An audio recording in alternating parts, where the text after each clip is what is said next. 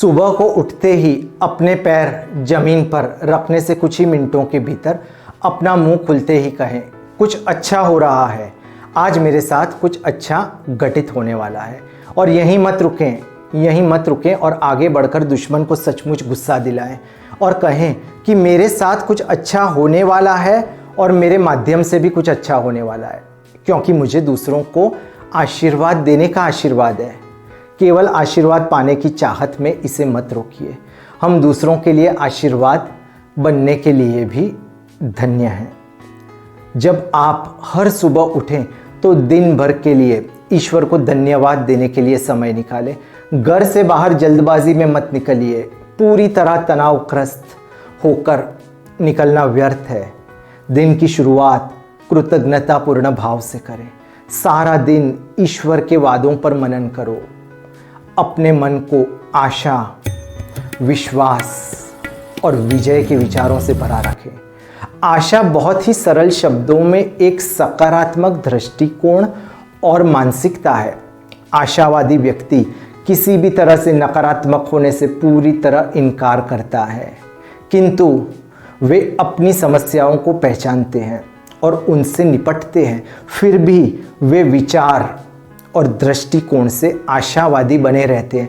आज आप आशा से भरे रहने का निर्णय ले सकते हैं। आशा उस बात पर आधारित है जो परमेश्वर ने अतीत में किया है और जो वो आज आपके लिए कर सकता है। हमारी आशा का स्तंभ भगवान है। श्री कृष्ण है जो राजाओं के राजा और प्रभुओं के प्रभु हैं। हमारे पास एक आशा है जो युगों की चट्टान पर टकी हुई है। हमारी आशा जीवित परमेश्वर के वचन पर आधारित है। आशा असंभव को संभव बना देती है। जब आप अपने सृष्टिकर्ता के साथ संबंध में होंगे तो आपका जीवन अधिक फलदायी और अधिक संतुष्टिदायक होगा। परमेश्वर ने आप में अपना जीवन फूंका है। वह जानता है कि आपका उद्देश्य क्या है। वह जानता है कि आप क्या हासिल कर सकते हैं जब आप ईश्वर को अपने जीवन का हिस्सा बनाते हैं। जो आप कहीं आगे बढ़ जाते हैं जितना आप अकेले में नहीं पहुंच सकते। धर्मशास्त्र कहता है यदि आप परमेश्वर को प्रथम स्थान पर रखेंगे तो वह आपके प्रयासों को सफलता से सुशोभित करेंगे। आपके जीवन पर उनकी कृपा आपको वहां ले जाएगी जहां आपकी प्रतिभा आपको नहीं ले जा सकती। मैं चाहता हूं कि आप आज ही निर्णय लें कि अब समय आ गया है कि आप जीवन जीना सीखें। श्री कृष्ण ने संसार में जन्म लिया आपको उत्साह और हौसला देने के लिए। भगवद गीता में श्री कृष्ण कहते हैं, यत्र योगेश्वर कृष्णो यत्र पार्थो धनुर्धर तत्र श्रेर विजयो भूतिर ध्रुवा नीतिर मतिर्मम। अध्याय 18 श्लोक नंबर 78। जहाँ योग के स्वामी श्री कृष्ण और श्रेष्ठ धनुर्धर अर्जुन है, वहाँ निश्चित रूप से अनंत ऐश्वर्य, विजय, समृद्धि और नीति होती है। भगवान से प्रार्थना करें कि वह आपके साथ अब तक जो भी अन्यायपूर्ण या अनैतिक हुआ है उसे दूर कर दे। भगवान से प्रार्थना कीजिए कि आपको किसी भले काम में लाए, आपसे ऐसे काम करवाए जिनसे दूसरों का भला हो सकता है आप इस समय अपने जीवन के सबसे निचले पायदान पर हो सकता है कि आप इतने दुखी हो कि आपके पति या पत्नी ने आपको छोड़ दिया हो सकता है आपको अलग अलग बीमारियां हो गई हो सकता है आपने जो धन की अपेक्षा की थी वो तो आपके पास आ गया लेकिन खुशियां नहीं आ पाई। आपको ऐसा लग सकता है कि आपका पूरा जीवन खत्म हो गया है और आपको पता भी नहीं है कि यह अचानक कैसे हो सकता है। आपको शुरुआत करनी है। आपका हाथ ईश्वर बटाएगा। मैं आपसे बस इतना ही कहना चाहता हूं, आपको पता नहीं कि परमेश्वर ने आपके लिए कितनी अद्भुत योजनाएं बना के रखी है। नरक में कोई भी शैतान इतना बड़ा नहीं है कि वह आपको ईश्वर द्वारा आपके लिए रखी गई सर्वोत्तम चीजों से दूर रख सके। यदि आप सर्वश्रेष्ठ पाने के लिए दृढ़ संकल्पित हैं और अपना हिस्सा सही से ईश्वर के रास्ते पर निभाएंगे तो यह आपके लिए बहुत बड़ी बात होगी। मैं चाहता हूं कि आप आज यह निर्णय लें कि आप अपना जीवन घायल होकर, थक कर या घबरा कर नहीं बिताओगे।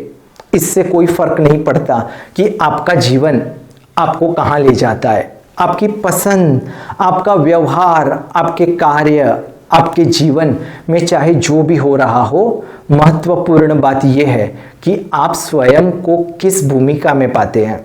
ईश्वर के पास आपके निर्णय लेने के अधिकार हैं।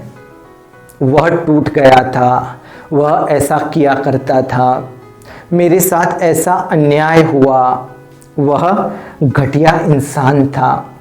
इन सब विचारों से अब ऊपर उठने का समय आ गया है। अब कुछ नया होने वाला है। यह एक नया दिन है, एक नया अवसर है। परमेश्वर आपकी आत्मा में पुनः नया जीवन फूंक रहा है। उसकी शक्ति को पकड़ने का आप साहस करें, अपना जुनून वापस पाएं। जब आप कमजोर महसूस करें तो घोषणा करना शुरू करें कि मैं मजबूत हूं। यदि आप ऐसा करेंगे तो मेरा विश्वास है और मैं घोषणा करता हूं कि आप थकोगे नहीं। ऊर्जा के साथ आप भागने लगोगे। परमेश्वर आपकी शक्ति को नवीनीकृत कर रहा है ताकि आप गीत की तरह ऊंची उड़ान भर सकें। स्वास्थ्य आ रहा है, साहस आ रहा है, ताजगी आ रही है। बाकी सब चीजें तुम्हें निराश करेंगी, लेकिन परमेश्वर तुम्हें कभी निराश नहीं कर सकता।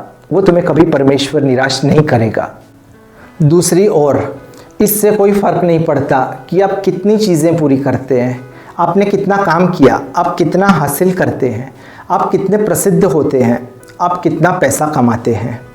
इनसे कुछ फर्क नहीं पड़ता यदि प्रत्येक दिन के अंत में आप परमेश्वर को थोड़ा और बेहतर नहीं जानते और उससे थोड़ा और अधिक प्रेम नहीं करते। थोड़ा और आपने बस वह दिन बर्बाद कर दिया, क्योंकि भगवान ने आपको सिर्फ इसलिए नहीं बनाया और इसलिए धरती पर नहीं भेजा कि बस आप अपने कार्यों की सूची का मूल्यांकन करें और उनके बाजू में खत्म होने का एक का चिन्ह लगा दें। सुबह को बिस्तर से उठने से पहले श्री कृष्ण के इस श्लोक का मनन करें। अध्याय 18 श्लोक नंबर 58।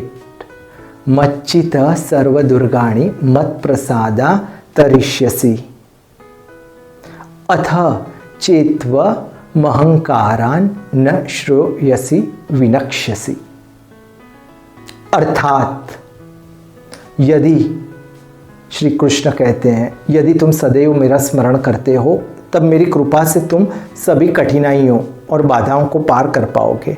यदि तुम अभिमान के कारण मेरे उपदेश को नहीं सुनोगे तब तुम्हारा पूरी तरह से विनाश होगा। सुबह को उठते ही अपना मन ईश्वर में लगा दीजिए, उनसे वार्तालाप कीजिए, उन्हें कहिए मैंने अपना भरोसा तुझ पर रखा है, मुझे वह मार्ग दिखा जिस पर मुझे चलना चाहिए, क्योंकि मुझे आप पर पूरा विश्वास है। ईश्वर से सुबह उठकर कहिए, सुप्रभात प्रभु, मुझे नहीं पता कि आप कहाँ जा रहे हैं, लेकिन जहाँ भी आप जा रहे हो मैं आपके साथ आ रहा हूँ। मेरे कदम आपके द्वारा निर्देशित किए गए हैं, इसलिए आज मैं आपके बताए गए कदमों पर खुशी खुशी आपके करीब, बहुत बहुत करीब चलता रहूँगा। हर सुबह मैं प्रार्थना करता हूँ कि भगवान मेरे सामने किसी ऐसे व्यक्ति को रख जिसकी मैं मदद कर सकूँ, कोई ऐसा जिसके लिए मैं एक आशीर्वाद बन सकता हूँ। अपना प्रकाश मनुष्यों के सामने चमकने दो और मनुष्यों के अंदर ईश्वर का प्रकाश जगमगाओ।